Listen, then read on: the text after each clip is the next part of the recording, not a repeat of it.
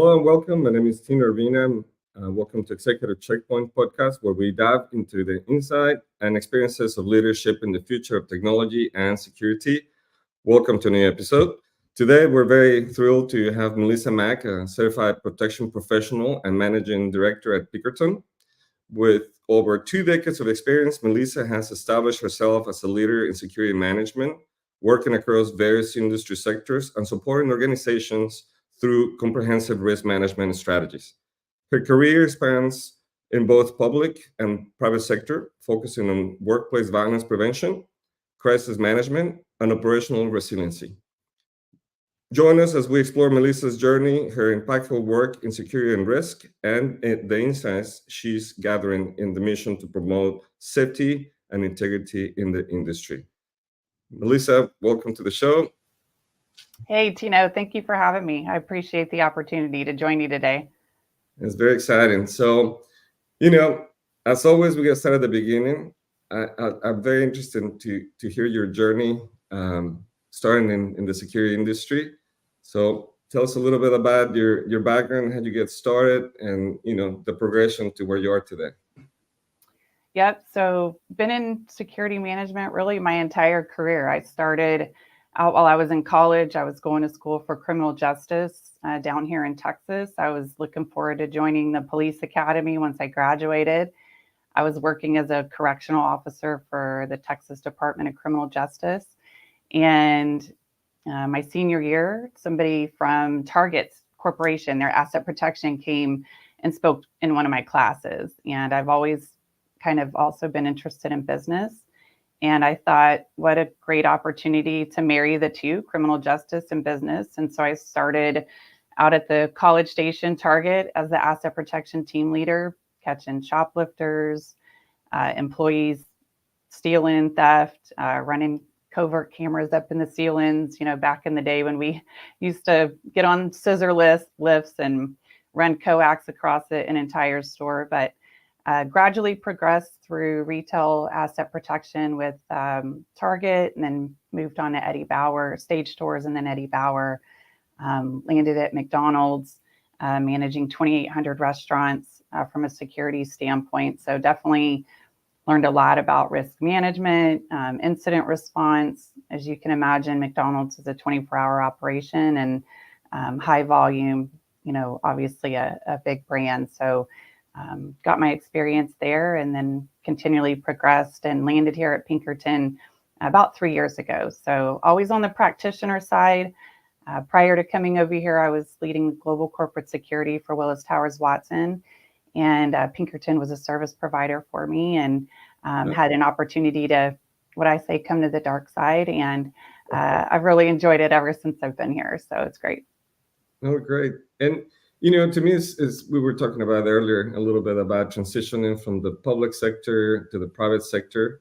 How was that for you? I mean, what were the challenges when you went from public to private? Yeah, so my time in public sector was pretty short, but I've always obviously had a nexus and worked with law enforcement folks.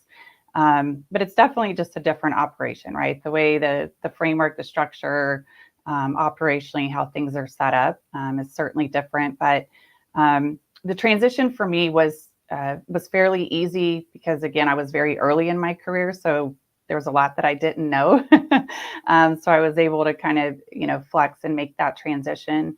But I do currently now work with a lot of folks that transition out of military or law enforcement over into the private sector. I've been doing that for about the last 5 or 6 years, helping with, resume writing, interview, coaching, things of that nature, just really as a way to give back.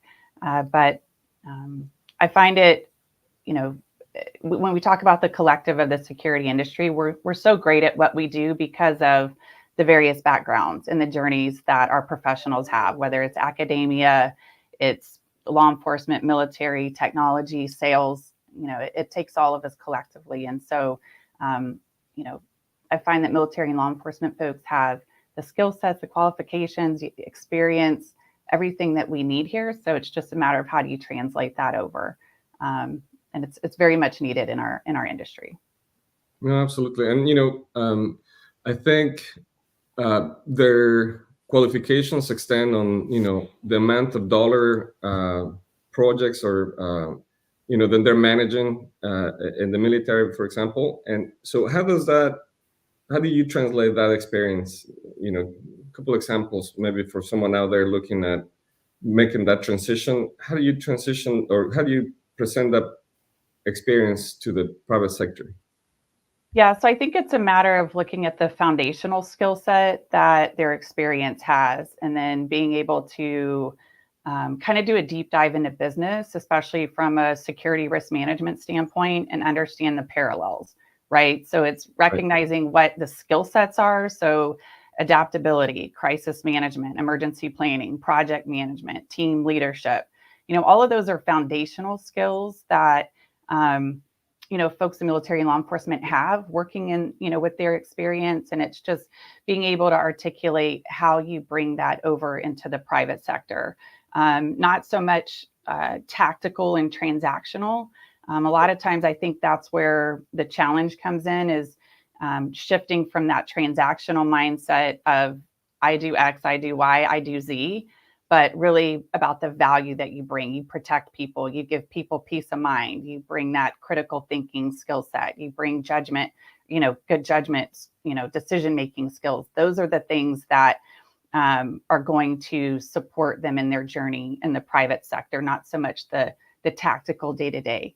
And as we talk about, kind of the theme for our conversation today around strategic leadership, that's the direction security risk management is going. We've got to really focus on being transformational leaders, being strategic in nature, proactive versus reactive. And all of that is rooted in planning and things of that nature. That way, you've got plans in place, but then it allows for the flexibility when things happen, right? So it's really shifting from that mindset of tactical, transactional to being more strategic, proactive. And then, of course, the underlying business acumen is a necessity. Definitely agree. It comes to mind, you being a woman in security, right? There's a big segment, and we talked about this all the time. We need more women in security. We need new practitioners. Your experience as a woman in security, but especially as a leader, understanding your career, how is that impacting your leadership style? That's a really good question. And, obviously leadership over the course of one's career, their leadership style, it grows, right? It changes, it adapts. You learn different things from different leaders that you work under. I always say you learn just as much from a bad boss or a bad leader or a bad company that you do from a good one, right? You learn, all of those are things that you take, and it helps you adapt your own leadership style. I think one of the things I've learned now, 25 years in, especially for women, but when you are able to take that next step in your career and you're able to advance and take on a new leadership role, it's important to stay authentic to your leadership style. A lot of times when you receive that promotion or you take that advancement or that new role, you look at those around you at the leadership table and you think that you need to emulate their path for success or their formula for success because that's the company you're now amongst. But that's not what got you there. So I think it's important that you really stay authentic to your leadership style, whether that's collaborative or servant leadership or, whichever situation, predicates the type of leadership that you evoke. But staying authentic to that, obviously still learning from the leaders around you. You're always kind of taking those nuggets of wisdom and helping to reshape yours. But don't feel like you have to change something because you're now sitting at another level or in a new position, because what got you there is working. So it's successful, it works for you, and just being true to who you are, I think. And it's that diverse thought that you bring to the table that really is what shapes kind of a well-rounded, strategic team or approach, and really being able to contribute value to the objectives that you're trying to accomplish. Something comes to mind. I heard this before. Challenges are preparation for greatness. Yes. Welcome to challenges. And Yes. I think genuine leadership is never going to be underrated. Absolutely. One of the things that I think is very important in your career is you develop a lot of safety programs, workspace safety programs. And I was wondering if you can maybe walk us through a couple key elements of creating a program that effectively safeguards employees. Just generally, walk us through one of those examples. Yeah, no, definitely. So really kind of what comes to mind is my experience in my time at McDonald's. So with 14,000 US restaurants at the time, we really didn't have a formalized workplace violence prevention program, if you will. Oftentimes we executed elements of workplace violence programs, but there wasn't really a framework around it. We weren't always consistent in the way that we managed threats, whether they were persons of interest or groups of interest, things of that nature. And so I think for anybody that's looking to develop a plan, or maybe you just need to reevaluate yours, it's first rooted in standards and best practices. So it's whether you're connected to ASIS and you leverage, their workplace violence, the technical standards and guidelines, really take the document, review it, go step by step, and understand kind of what all the different resources that you have to create a program, or ATAP, or any of the other great organizations that you can tap into to really create your benchmark for your desired state. And then it's important to do a current state evaluation of what you have. So that's speaking with all your key stakeholders. That's looking at, the personnel, security personnel, HR, understanding who's responsible for what, legal, communications, everybody that's responsible or a nexus to workplace violence incidents. Obviously looking at the technology side, physical security systems and measures that are in place, and then policy and procedure, right? So doing a current state evaluation or a program assessment of that. A lot of times it's helpful to bring in a third party to conduct that assessment, especially if you've been in the role for a long time. You kind of tend to put those blinders on, and it is, and that's a very natural thing, right? That's very common, especially if you've been a part of it for a while. And I know sometimes there's reluctance for people to do so because, from an assessment side, sometimes you feel like that final report, it's going to go to your leadership, and then maybe if there's negative mentions or there's gaps, then there's this concern that, oh man, leadership might be like, what's Melissa been doing? Why are there so many gaps, right? So there's sometimes reluctancy to have that assessment completed. But, having that objective view of it so that you really are identifying all the vulnerabilities, all the gaps, getting that subject matter expertise opinion to be able to identify mitigation strategies, prioritizing those elements. But having that be a collaborative process, not just strictly driven by security, but really having all those key stakeholders at the table.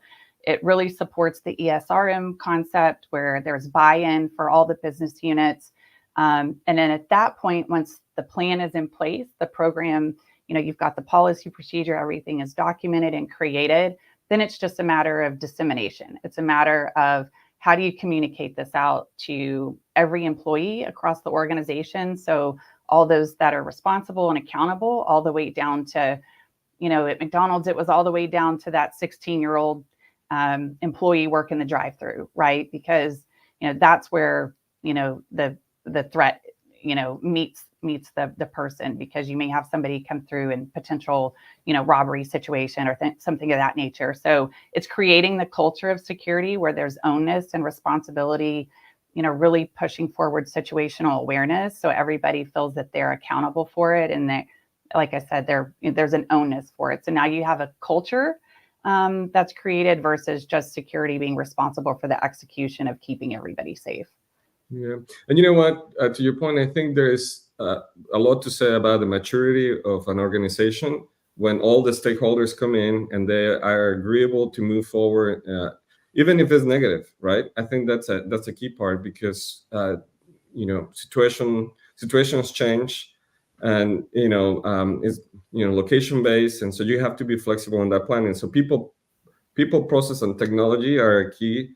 But to me, I think sometimes we miss the conversation about governance, right?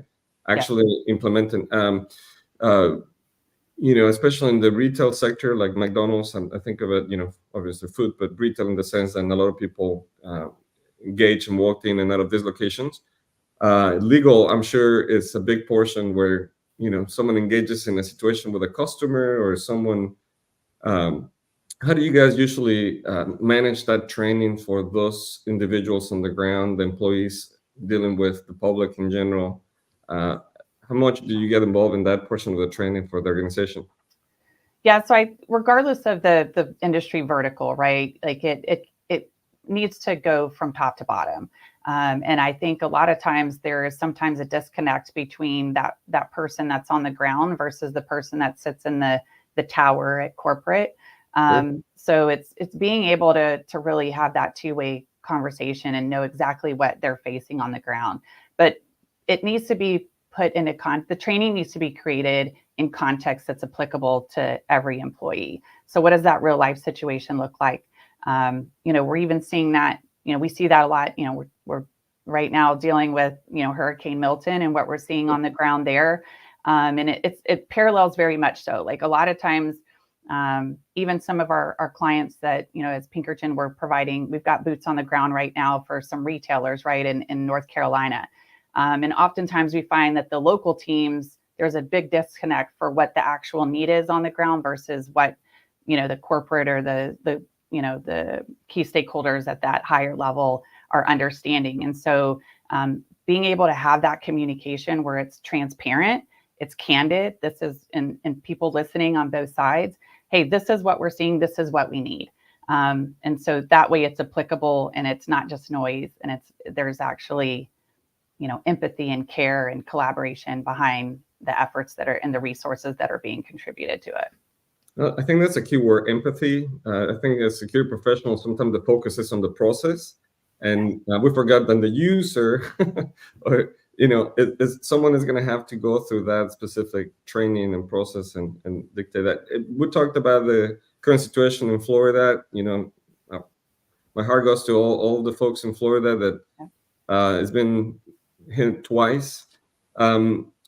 So crisis events like this are obviously for a hurricane. There's some level of planning because we know that it's coming.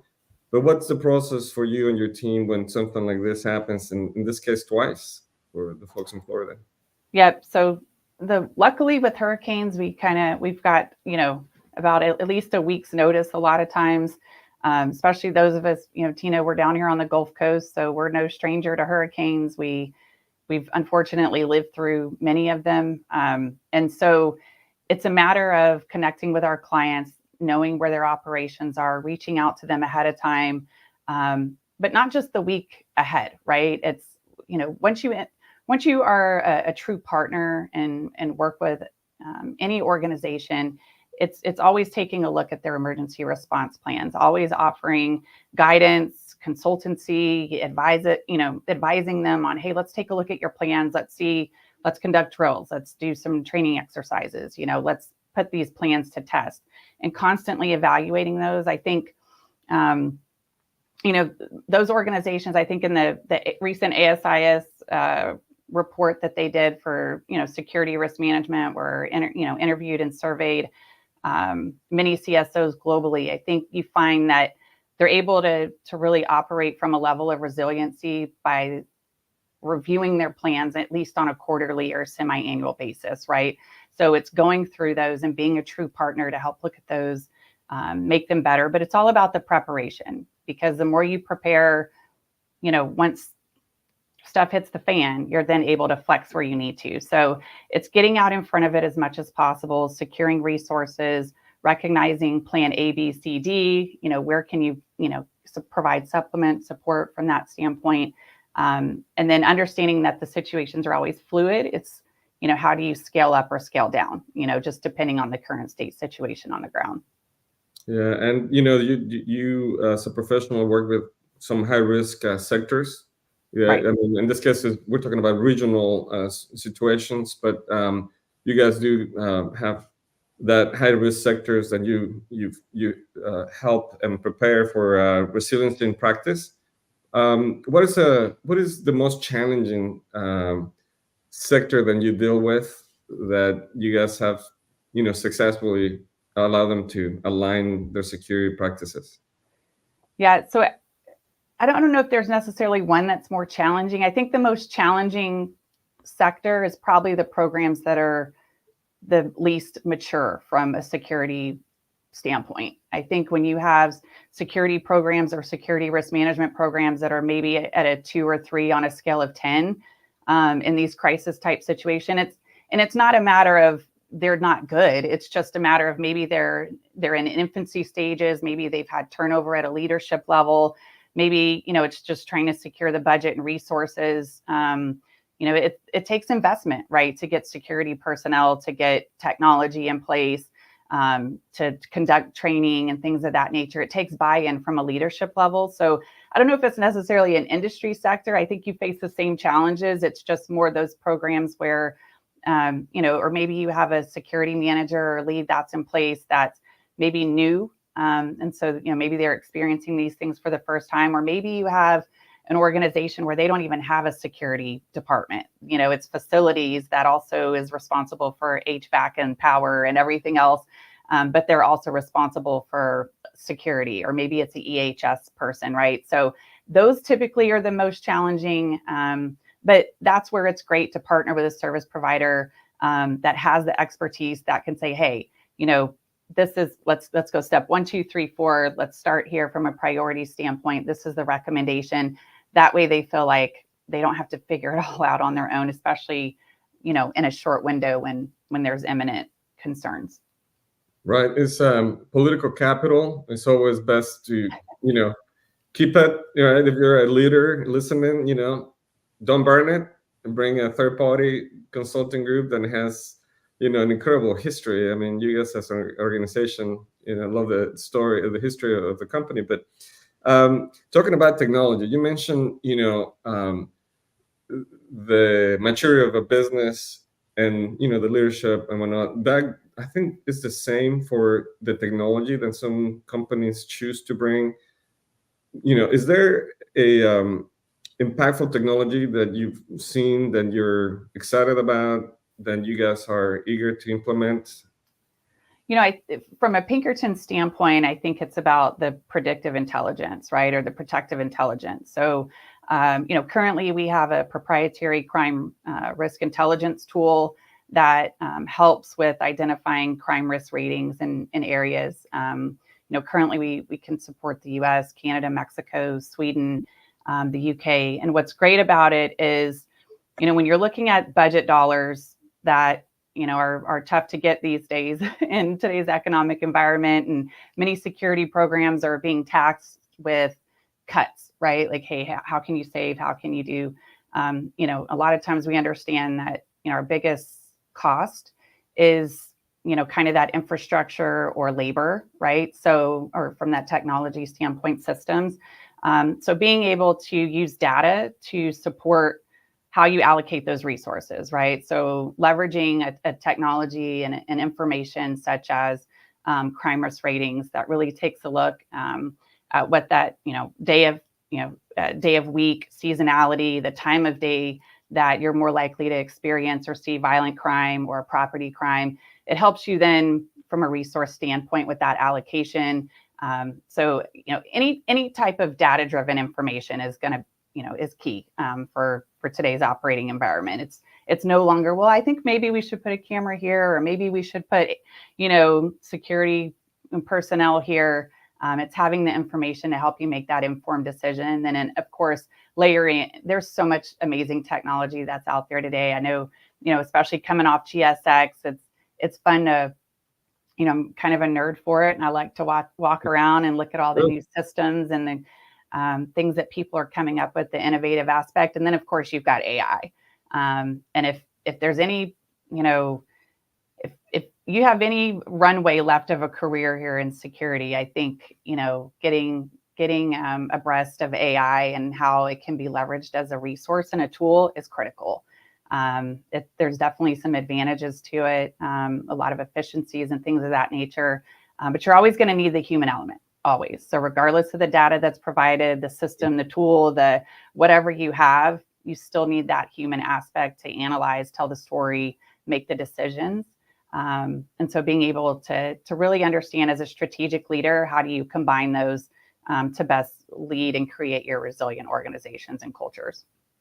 Yeah, and we always talk about physical security, cyber, IT, but we always means that human component in security then is so key. And AI has made incredible advances in intelligence and data analysis, and but as you said, that human element has to exist. And speaking of people, someone starting their career in security or shifting, we're talking about the public sector. What would be your advice for someone getting out of college, looking for a potential opportunity to make a living? Yes. What would be your advice for them, understanding that we're in the security industry? What would be your recommendation for them to get involved with security? Yeah, so just recognize that the sky is the limit. And I think a lot of times people that don't know about security, their only perception is maybe just that public facing security officer that they see, at a public place like a stadium or a mall or a movie theater. They don't realize the layers and opportunity and dynamics of the entire industry globally as a whole, right? So knowing that, identifying what your interests are, because obviously you want to enjoy what you do, right? So whether that's technology side, whether that's being innovative, maybe you're good at sales, maybe you really care about protecting people, or you're keen on forensics or investigations. There is a pathway for all of those interests. There is a pathway of positions that are available. And a lot of times, even, when you take a look at public sector, every job responsibility or duty or, interest that's there's something that's very translatable in the private sector. So figuring out what you like, diving into, connecting with different organizations, ASIS really was a game changer for me, just because it opened my mind up.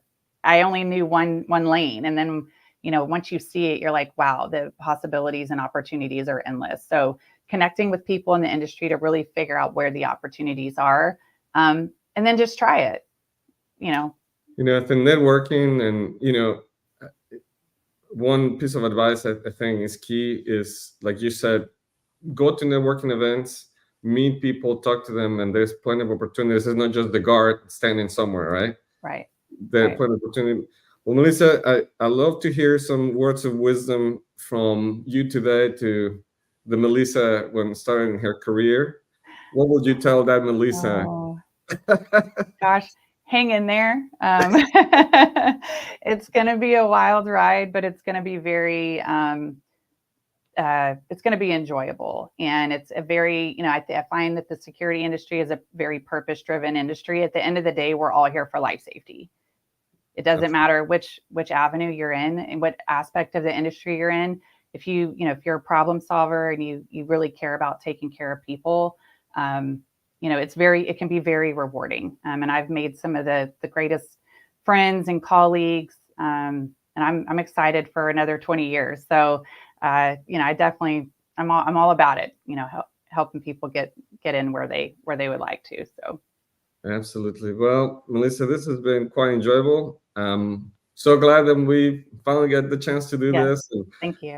I'll say, as I mentioned to my previous guests, that eventually we'll have a round table. We'd love to have you back if you're willing and excited to do it again.